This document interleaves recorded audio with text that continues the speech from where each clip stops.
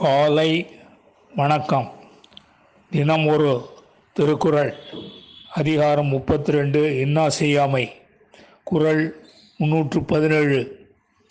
எனைத்தானும் எஞ்ஞான்றும் யார்க்கும் மனத்தானாம் மானா செய்யாமை தலை. மீண்டும், எனைத்தானும் எஞ்ஞான்றும் யார்க்கும் மனத்தானாம் மானா செய்யாமை தலை.